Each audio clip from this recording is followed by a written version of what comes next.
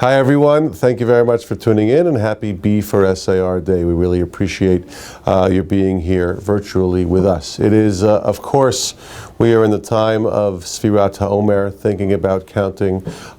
We are close to Chag HaShavuot, which is really the culmination of this counting that we're doing. We're also, Shavuot usually coincides with the beginning of Sefer Bamidbar, which is called Chumash HaPikudim, the Book of Numbers, which also is about counting. And I wanted to reflect for a couple of moments on that theme and how it's connected to what we're doing here today and what we do and we try to do every day here at SAR. So Chumash HaPikudim, the Book of Numbers, certainly the Sefer Bamidbar, which talks about the desert, is certainly also included in the content of the book. But Numbers, or Chumash HaPikudim, is certainly the title that really describes what Sefer Bamidbar is about. And the reason why it's called Chumash HaPikudim is because Bnei Yisrael are counted at the beginning of the Sefer, and Bnei Yisrael are counted at the end of the Sefer. At the beginning of the Sefer, there's the famous Rashi, one of the first Rashis in the Parsha and in the Sefer, which talks about the purpose of that counting. And Rashi famously says, Mitoch chibatan lefanav, mana otam kol sha'ah. Because HaKadosh Baruch Hu wanted to show His love for His people, He counts them, and He counted them all the time. And Rashi actually lists the different times in Jewish history, or in the history of the Torah, where the Jewish people are counted, and specifically talks about the fact that they're counted when they're kind of in good graces, and they're counted when they make their mistakes, because the point is that HaKadosh Baruch Hu wants to show that His love is unconditional. And that's an important part of the counting of Sefer Bamidbar, and that's what the Sefer Bamidbar counting at the beginning of the book is about. But the question obviously is, well, why at the end of Sefer Bamidbar is it necessary for the Jewish people to be counted again? If you look at the end of the Sefer, once again, it's bookended by that counting. And I think there's a significant difference between the mitochi batan lefanav counting at the beginning of the Sefer and the counting that takes place at the end of the Sefer. Because the truth is, if you think about it, Jewish history has changed from the beginning of Sefer Bamidbar to the end of Sefer Bamidbar. Now let's focus on the other title, Bamidbar, which is the desert. What was characteristic of the time of Bnei Yisrael in the desert? It should have been great, and it was great. Every day they got the man, every day they received the slav. Things happened for them. They had the anan, which protected them and served as a natural air conditioner, or the ish that served as a heater, and both of them that served as a GPS navigation system that told them exactly where to go, what to do, when to proceed, when to stop. It was a wonderful time. Simlat chalo valtame alecha raglachalo batseka. Their clothing was automatically fresh every day. Their food was fresh every day.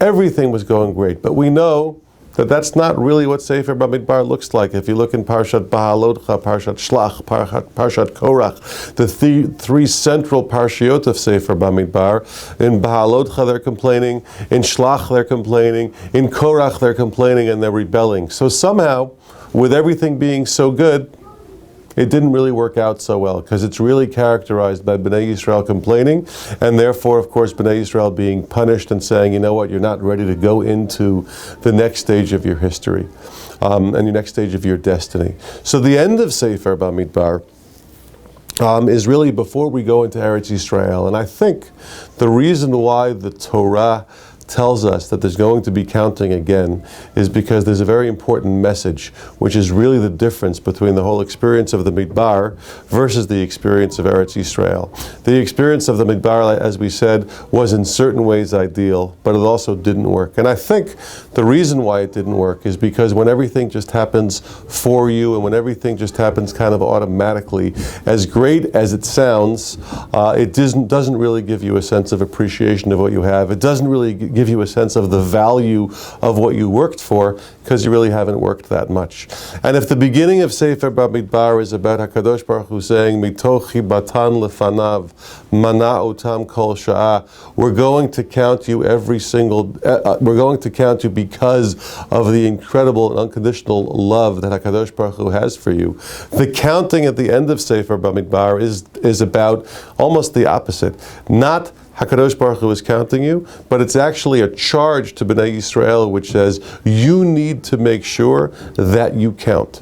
You need to make sure that you contribute. You need to make sure that you don't just live off the man, which was called Nahama the Chisufa, which all came for free, and the Slav, and the clothing, and the Aish and the Anan, but actually your life in Eretz Yisrael is going to be life where you're going to be waking up early to work, and where you're going to be plowing and planting. But if you do that, it's actually going to be a more fulfilling life, because you're going to appreciate what you have, you're going to recognize that hard work pays off, and you're going to see the value in all of that. So Sfirat HaOmer, which is also about counting, I think, is really reflecting both of those messages as well. On one hand, it's certainly about understanding that every single person counts and every single day counts. And every single person is loved and has inherent value. But the second part of it is about the counting of the end of Sefer Bamidbar, which is that it's our job not just to be counted, but to make sure that we make ourselves count. And that's really what today is. We're basically saying, every single day at SAR, there are so many things that, thank God, come to our children.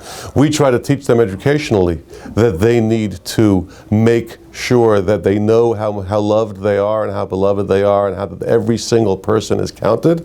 But they also need to know that it's their job, their responsibility, and their charge to make themselves count.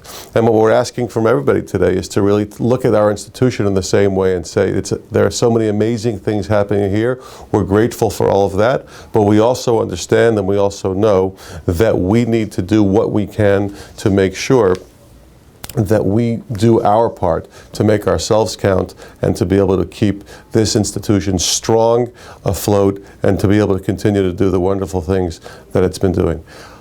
Continue to enjoy the day. Thanks for listening. Go back to work. Have a great day.